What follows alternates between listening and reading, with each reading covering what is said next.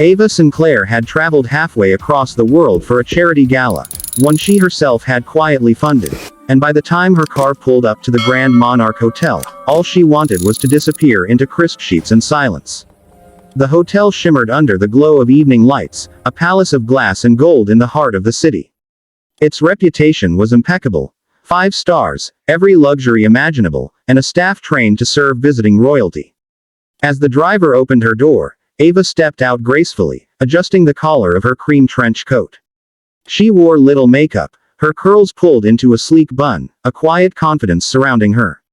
Her suitcase was discreetly embossed with her initials, as the kind of detail only someone truly observant would notice.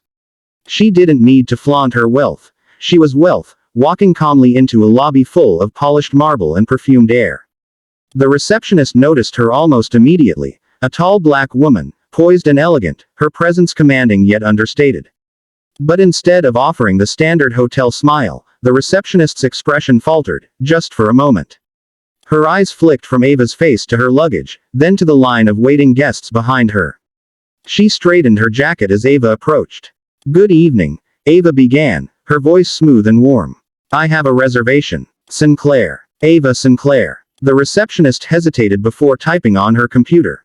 Her nails clacked nervously against the keyboard. "Sinclair, you said." "Yes," Ava replied, offering her ID and credit card without a hint of impatience. The woman's eyes darted to the ID, then back to the computer screen. "I'm sorry, Ms. Sinclair," she said after a pause. "It seems there must have been an error. We don't have any rooms available at the moment." Ava blinked, the words hanging in the air like dust motes in sunlight. "No rooms," she repeated softly. "That's strange. My assistant confirmed the suite days ago. I even received a confirmation email this morning." The receptionist shifted uncomfortably. "I understand, ma'am, but unfortunately, we're completely booked. There's a conference in town. Every room is taken." Ava tilted her head slightly, studying her. The lobby was filled with guests. Couples in designer coats, businessmen sipping espresso near the bar, a bellhop ushering in another family. She noticed something subtle in the receptionist's tone, not hostility, but that brittle politeness that hides something sharper. "I see," Ava said at last. "Perhaps there's been a misunderstanding. Could you double-check the presidential suite? It should have been held under Sinclair Holdings." The receptionist hesitated again, her lips tightening. "I'm afraid the suite has been assigned to another guest," she said quickly, avoiding Ava's eyes. "If you'd like, I can recommend a different hotel nearby." Ava's expression didn't change. She had dealt with this before, too many times, in too many cities. The same script, different faces. She'd learned to read it instantly. The flicker of judgment, the quiet assumption that she didn't belong in places like this. "Thank you," Ava said evenly, her voice cool now. "That won't be necessary." She retrieved her ID and card, slipped them into her wallet, and offered a faint smile. "You have a lovely evening." As she turned away, the receptionist exhaled, relief flickering across her face. Ava walked toward the exit, her heels tapping rhythmically against the marble floor. Each step was deliberate, composed. The concierge glanced up as she passed, offering a polite nod, unaware of the storm behind her calm demeanor. Outside, the air was brisk, scented faintly with rain. Her driver looked surprised to see her return so soon. "Everything all right, Ms. Sinclair?" he asked, holding the car door open. "Perfectly fine," she said, slipping inside. Through the tinted window, she could see the golden letters of the Grand Monarch shining proudly against the night sky. She gazed at them for a moment, her reflection faintly visible in the glass, composed, unbothered, but her eyes told a different story. "Where to now?" the driver asked softly. Ava leaned back in her seat. "Find me a hotel that doesn't judge guests by their skin," she said quietly. The driver nodded, pulling into traffic. The city lights flickered past, bright, indifferent. Ava looked down at her phone, scrolling through messages from her team. A few hours later, one of her executives would mention, almost casually, that the Grand Monarch's owners were struggling financially, something about a pending sale, a mountain of debt. At that moment, Ava didn't realize that the humiliation she'd endured tonight would soon turn into poetic justice. She didn't plan revenge. She never had to. She simply believed in balance. And fate, she knew, had an elegant way of setting things right. As the car disappeared into the night, the Grand Monarch stood gleaming in the distance, unaware that the woman it had just rejected would soon return, not as a guest, but as the owner.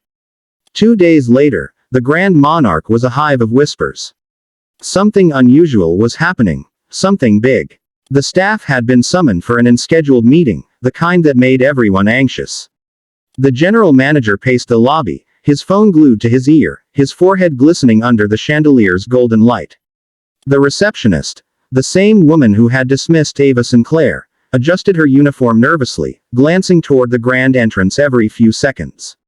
She didn't know why her manager had suddenly told her to stay sharp and be on her best behavior, but her gut told her it wasn't good. Outside, a sleek black Rolls-Royce pulled up to the curb, its paint gleaming like a mirror. The doorman hurried forward, straightening his posture, but the moment the back door opened, he froze. Ava Sinclair stepped out with quiet authority, dressed in an elegant black suit that seemed to absorb the light around her. Her hair was styled high, her face calm but unreadable. 2 lawyers followed, their briefcases in hand, along with a woman from her corporate team, efficient, poised, and holding a thick stack of documents. Inside the hotel, the murmur of conversation faded into silence as the group walked in. The marble floors seemed to echo under Ava's heels. Every eye followed her, though few recognized her by name. But there was something unmistakable about the way she moved, the kind of confidence that came not from arrogance, but from power. The general manager hurried forward, forcing a smile. "Ms. Sinclair," he began, extending his hand, "welcome to the Grand Monarch." "I understand She didn't take his hand. "You will," she interrupted softly, "in a moment." The manager blinked, confused, as her lawyer stepped forward and handed him a folder. "These are the transfer documents," the lawyer said. "Effective immediately, ownership of the Grand Monarch Hotel and all its assets now belong to Ms. Ava Sinclair, CEO of Sinclair Holdings." A few gasps rippled through the lobby. The manager's face went pale. There must be some mistake," he stammered. "The sale, it wasn't supposed to. It was finalized last night," Ava said, her tone calm but cutting through the air like glass. "Your board approved the deal. I'm here to see my new property." She began walking toward the front desk, her gaze fixed on the receptionist who had turned her away 2 nights earlier. The woman looked as if she wanted to vanish into the marble. Ava stopped in front of her, resting her manicured fingers lightly on the counter. "Good morning," Ava said, her voice steady, carrying both grace and gravity. "Do you remember me?" The receptionist swallowed hard, her throat dry. I believe so, ma'am. You came in the other night, asking about a reservation." "That's right," Ava replied, her tone almost kind. "And you told me there were no rooms available." The woman nodded, barely breathing. I'm so sorry, Ms. Sinclair. I didn't realize that I could afford to buy the entire building." Ava finished smoothly. Her lips curved into the faintest smile. Not cruel, but firm. "I know you didn't. That's the point." The staff stood frozen, watching a scene. The air inside the Grand Monarch felt different that morning. Heavier, quieter, as if the walls themselves were holding their breath. Staff members whispered in corners, trying to piece together what would happen next under the new ownership. The once proud gold letters spelling Grand Monarch Hotel had already been taken down, leaving faint outlines on the marble above the doors. A velvet-draped easel stood ready near the entrance, covering the new name, the Sinclair Haven. Ava Sinclair arrived just after sunrise, stepping out of her car with her usual composed grace. The doorman straightened nervously, opening the door for her this time with both hands. She gave him a polite nod before walking through the gleaming lobby, her heels echoing softly. No cameras followed her, no reporters shouted her name. She had refused the publicity this time. This wasn't about revenge, it was about rewriting a story. The staff had been gathered for a mandatory meeting. The general manager, the same man who had stumbled through apologies 2 days before, stood stiffly at the center of the room. The receptionist, the woman who had denied Ava's reservation, lingered near the desk, pale, her hands clasped tightly together. Ava's gaze swept across the group. Her expression was calm, almost gentle, but her silence carried weight. "Good morning," she said finally. Her voice was soft but filled the space. I know the past 2 days have been unexpected for everyone here. Change often feels that way. No one spoke. Ava continued, taking a few measured steps forward. When I first came here, I wasn't treated as a guest. I was treated as a question mark. As someone who didn't fit the image this place wanted to project. She let the words linger. But what struck me most wasn't the insult. It was the ease with which it happened. The comfort of assuming who belongs and who doesn't. The general manager swallowed hard. The receptionist's eyes filled with tears. She tried to blink away. Ava rested her hands lightly on the reception counter, the same spot where she had been turned away. Hospitality, she said, isn't about chandeliers or five-star menus. It's about dignity, respect, seeing a person before you see their clothes, their skin, their status. That's what the Sinclair Haven will stand for. A few staff members nodded subtly, moved by her tone. She wasn't shouting. She didn't need to. Her calm, steady delivery carried far more power than anger ever could. She turned to the receptionist. You made a mistake, she said, her tone even. One that hurt me, yes. But I don't believe in destroying people for their mistakes. I believe in giving them the chance to grow. The woman's voice shook. I am so sorry, Ms. Sinclair. I judged you. I was wrong. Ava nodded. You were. But I appreciate your honesty. She paused, letting the words settle. You'll stay. On one condition. That you take charge of diversity and hospitality training for all new hires. I think you'll have valuable perspective to offer. The receptionist's eyes widened, surprise mixing with relief. Thank you, she whispered. Ava smiled faintly. You're welcome. Just make sure no guest ever feels invisible again. Then she turned back to the rest of the room. This place has history, she said. But from this day on, it also has purpose. We'll open our doors wider, to everyone. I don't care who walks through them. A billionaire, a student, a traveler with one suitcase. Everyone deserves the same warmth. The manager cleared his throat. Ms. Sinclair, we're honored to work under your leadership. May I ask, will you be staying here tonight? Ava glanced around the lobby, then smiled.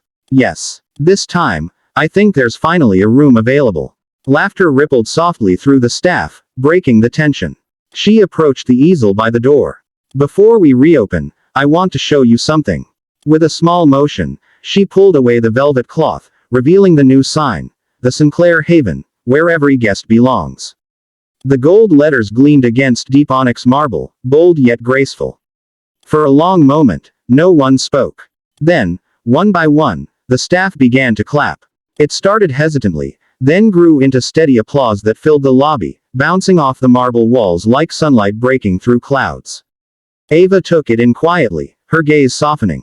She thought back to the night she had been turned away, how small she had felt walking out those doors. Now, standing beneath the new sign, she felt no triumph, only peace. When the applause faded, she looked at her reflection in the marble, composed, resolute, no trace of the humiliation that had brought her here. Let's get to work, she said simply. We have guests to welcome.